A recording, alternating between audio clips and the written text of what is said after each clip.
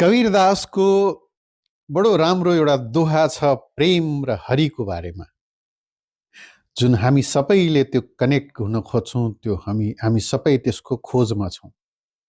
र त्यो दोहामा भन्नुहुन्छ कवीरले, जब मैं था तो हरि नहीं, जब मैं था तो हरि नहीं, अब हरि है तो मैं नाही, प्रेम गली अति साँकरी, जामे दो न समाही।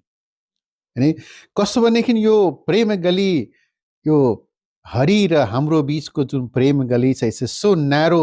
जब मैं था, जबसम्म अहम रहन्छ, त्यो घमण्ड रहन्छ, जबसम्म यु फिल योर सेल्फ अहम, तबसम्म त्यो हरि पाउनुहुन्न। र जब त्यो हरि पाउनुहुन्छ त्यति बेला अहम म रहँदैन, होइन। र द प्रेम गली, यो प्रेम यति न्यारो स्ट्रिट जस्तो छ, जामे दो न समाही भनेको टु क्यानट, यो प्रेम गली अति साँकरी, यसमा दुईटा एकैचोटि एक्जिस्ट गर्न सक्दैन, दुईटै यसमा फिट हुन सक्दैन। इट्स नट द्याट बिग, एकदमै न्यारो छ, यो एकदम साँगुरो छ, त्यसमा एउटा मात्रै एक्जिस्ट गर्न सक्छ।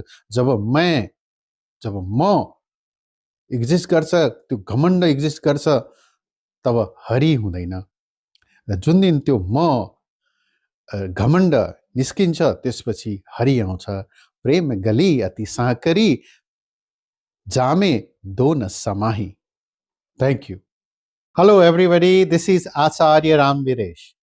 After a decade of working as a university lecturer, I decided to share what Bhagavad Gita has to say about our day-to-day life issues.